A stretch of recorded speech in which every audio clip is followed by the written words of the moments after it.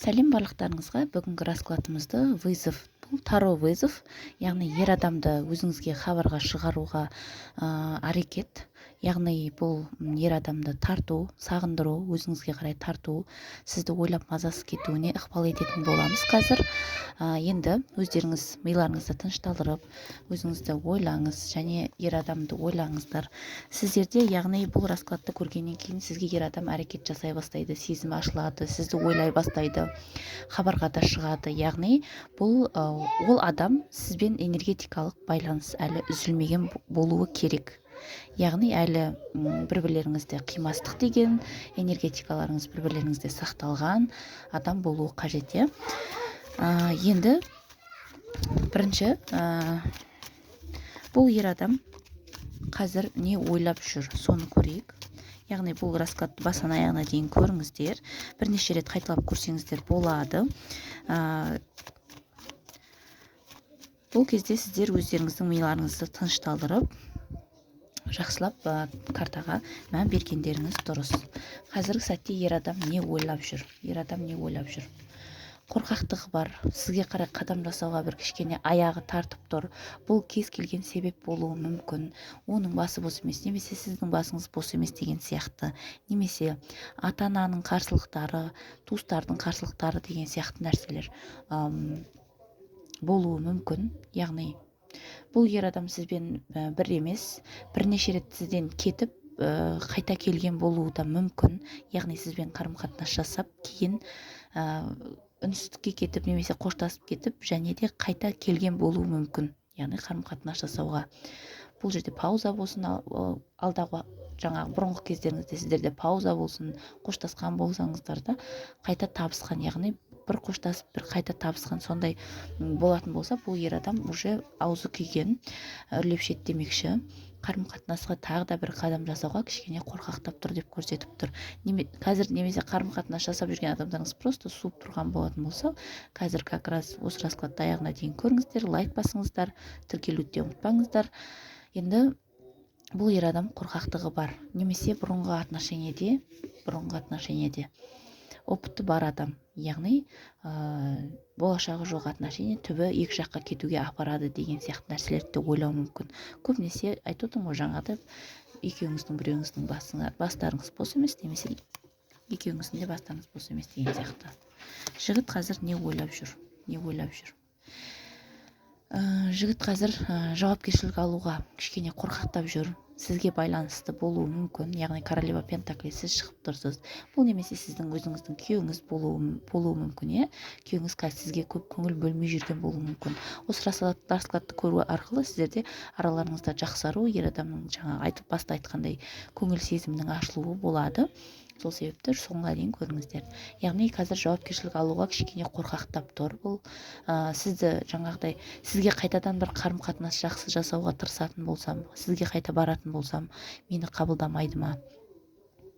Мені жаңағыдай кінәлап, мені осуждать етпей ма деген сияқты нәрселерді де ойлап тұр бұл жерде. Сізді не айтады екен деген сияқты нәрсені де ойлап тұр бұл жерде.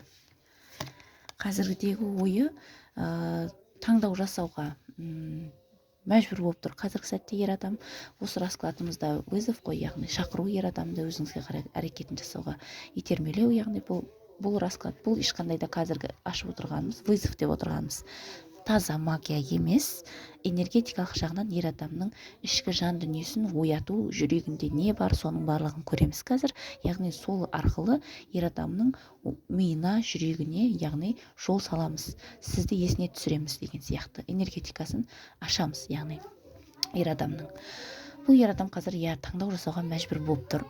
Таңдау жасау керек болып тұр. Сізді таңдау керек, немесе карьера, жұмыс жағын таңдау керек деген сияқты, жұмыс бастылықты, немесе басқа қалаларда болуы мүмкін. Яғни бұл жерде ер адам уже таңдау жасауға мәжбүр болып тұр деп көрсетіп тұр. Яғни бұл жерде ер адам, айта кетейін, король пентакль болып түсіп тұр. Күйеуіңіз болуы мүмкін. Өйткені екеулеріңіз екі жаққа қарап тұрсыздар. Бұл жерде сіз басқа жаққа, ер адам басқа жаққа, бірақ араларыңызда бір-бірлеріңізге деген байланыс, энергетика, сезім әлі де бар деп көрсетіп тұр. Байланыс үзілмеген энергетикалық жағынан деп көрсетіп тұр. Знак зодиакасы бойынша Козерог болуы мүмкін деп көрсетіп тұр. Яғни негізінен көбінесе қазір махаббатқа емес жұмысқа қатты беріліп жүрген адам болуы мүмкін деп көрсетіліп тұр. Яғни енді қазір бұл ер адамның шынайы жүрегінде не бар, соны көретін боламыз. Қыздар, тағы да айтайын, бұл вызов магия емес қазіргі, бұл тек қана энергетикалық жолда сол ер адамның жүрегін ашу, сізді есіне түсіру, миына, жүрегіне вызов жіберу, яғни ойландыру, түсінген болсаңыздар, иә. Ішкі сезімі қандай қазір, жан дүниесі, жүрегі қандай бұл ер адамның жүрегі.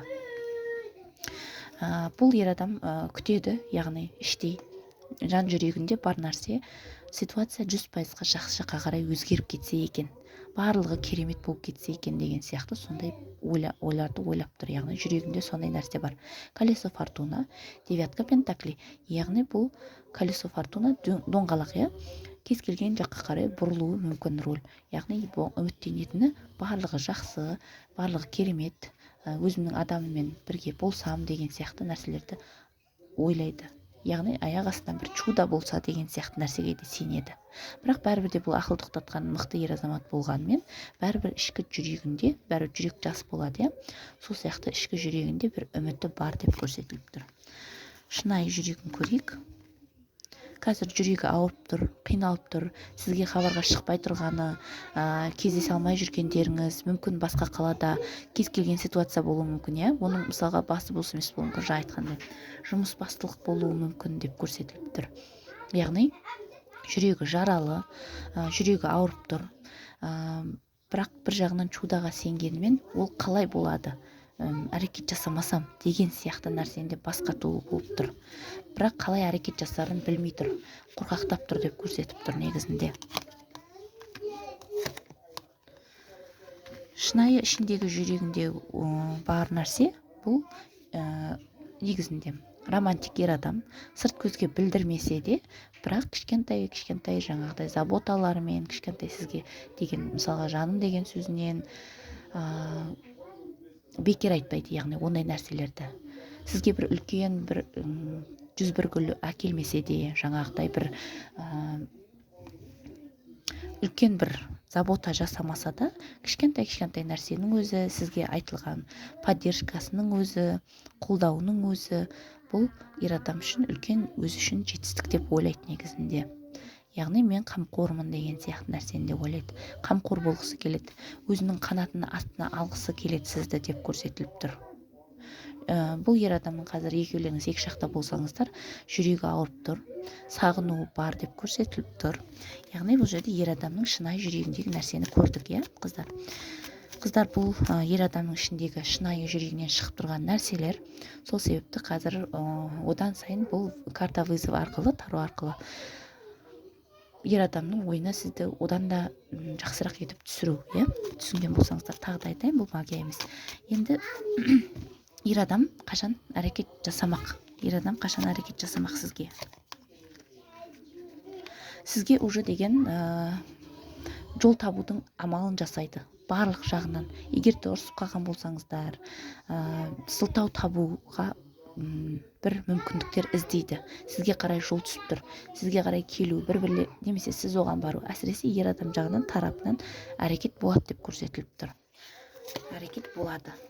6 күн, бір аптаның ішінде әрекет болуы мүмкін. Қыздар, кейбіреулеріңізге осы раскладты көргеннен кейін хабарға шығуы мүмкін. 2 күннен кейін немесе 1 күннен кейін. Әсіресе бұл жерде максимально 6 күн, яғни бір апталықты көрсетіп тұр. Сол кезде сізге қарай әрекет жасау мүмкін деп көрсетіліп тұр. Яғни әрекет жасайды ер адам. Көңіліндегісін айтады, король көк болып түсіп тұр ендігі.